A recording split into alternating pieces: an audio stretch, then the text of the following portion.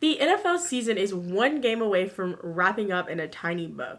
Because of that, I decided it's a great time for us to take a look back on this season and see who are the winners and who are the losers and who are just people who need a lot of help. So if you're ready to get into it, give this video a thumbs up or a thumbs down because it's your thumb, and let's go ahead and get into it. The first category we're going to hit are the winners. And first team, overall, I think, even though they're not going to win a Super Bowl champion or a ring or any divisional titles this year, I truly think the Detroit Lions are the biggest winners of this season. Overall, have just been known as being one of the biggest jokes in the NFL, right there with the Houston Texans. And now they literally stopped the Green Bay Packers from going in. They had a pretty decent season after going 1-7 or something like that. That's a pretty darn good season. You stop your rival from getting in. No, you didn't make the playoffs, but you actually won games. Players believe in your coach. The organization is re-energized, and you kind of got your fan base back a little bit. Now, as we know, Detroit Lions fans were just never going to leave them, but they're reinvested, and they can see it actually going somewhere, which arguably, people can say that ain't been seen since Calvin Johnson retired. Right under them, you have the Jacksonville Jaguars. I mean, last year, they were the biggest joke of the league, from Urban Meyer to all the craziness that ensued around it. And the fact that that same team made it to the divisional championship with the only big change they made was just because they got a new coach is insane to think about, given the fact that they couldn't even go out there and do basic football plays last year. Now, yes, the Chargers did retroactively throw up all over themselves in the second half of that wildcard game, but you gotta give credit due where it deserves, because last year we all know that Jacksonville Jaguars team wouldn't even been able to come out after halftime and possibly given it a good old college try. Third in the winner category, the New York Giants. I mean, you make the playoffs for the first time in 900 years. You got a quarterback that still isn't great, but he's doing better things. Saquon's healthy. People are re-energizing the city of New York about something, because they ain't got a lot to be excited about. Unpopular opinion, I think the New York Giants are here to stay for a while. Call me crazy, but they still don't have true wide receivers, which, that's something they can maybe acquire in the draft. Probably not, or in a trade, but they have something that they can sell to people in the free agency market now, because before that, they didn't even have anything to sell to people already in the league. Something better than nothing, and they were working with a lot of nothing. And last but not least in the winners category, shockingly to a lot of people, will be the Cincinnati Bengals. Now, yes, did they come up one penalty of unnecessary roughness away from going back to the Super Bowl? Yes. But if you asked me at the beginning of the season, did I think the Cincinnati Bengals were going back to the Super Bowl?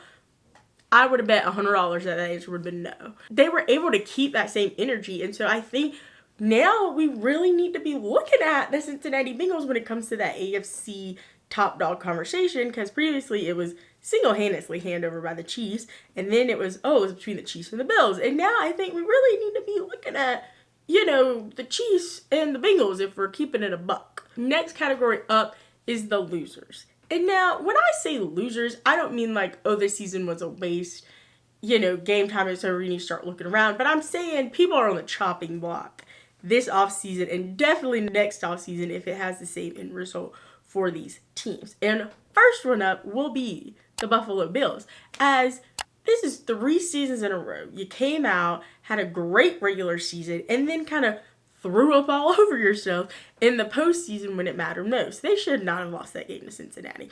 And looking back, shouldn't have lost those 2 games to the Kansas City Chiefs. And then we all know the post-game reports of Stephon Diggs leaving before the coaches even came back, and then someone brought him back, and then he left again.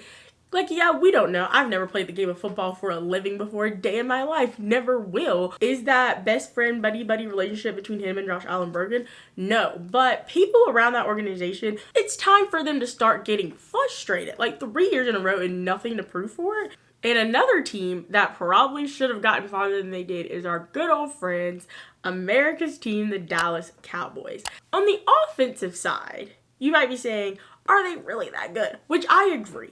But on the defensive side, you should be saying, yeah, the Dallas Cowboys are a NFC championship caliber team on their defense. Now, when it comes to their offense, Dak Prescott, he's not him. He's not the guy. He's not taking you to the Super Bowl. And not only not taking you to the Super Bowl, for sure not winning the Super Bowl. I've said it. I've said what everybody is thinking.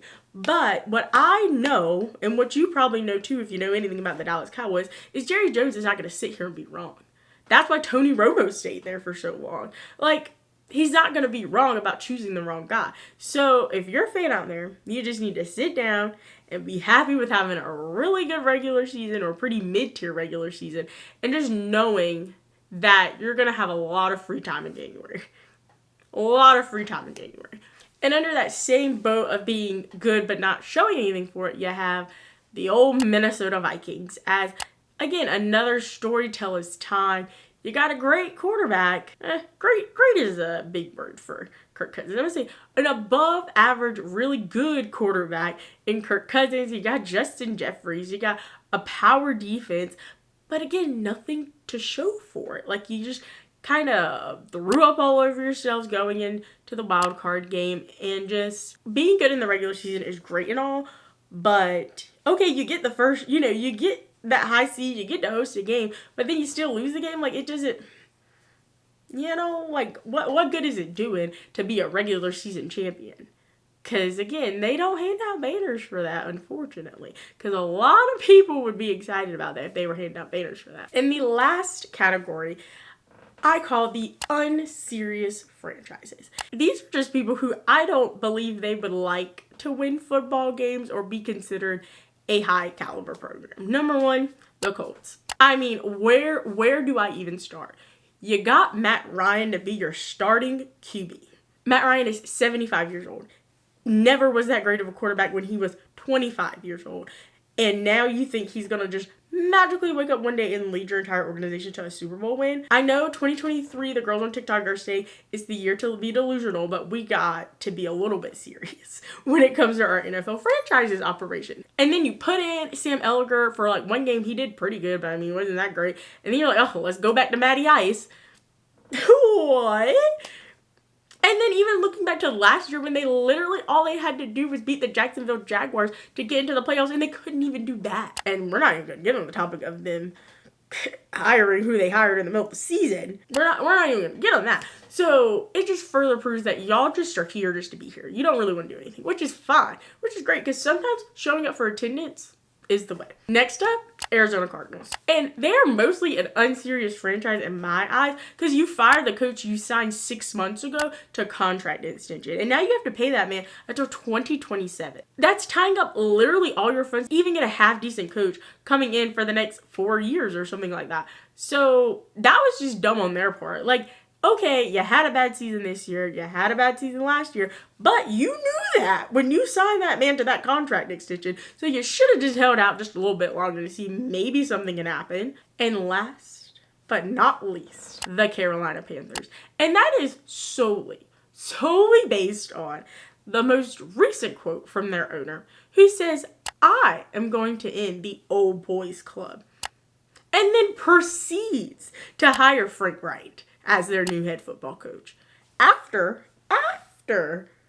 the guy that came in the middle of the season, cleaned up all the mess they made, and actually had them winning games and being confident in themselves, was fired. And guess what he was? A black man. Somebody who could ended the good old boys club. So they're a serious franchise just for that statement alone, but also the other actions of, keeping a guy on that just proved he just couldn't get it done on the NFL level, letting go good players, not only letting them go, but then letting them go and basically getting nothing in return. Christian McCaffrey trade. I'm just baffled by the way they're running that organization. But now that you know all about my winners and losers of this NFL season, make sure to check out all the NFL How They Work simplified videos I've made over the course of the past almost 3 years, which is kind of insane, so you can know everything going on in this NFL offseason.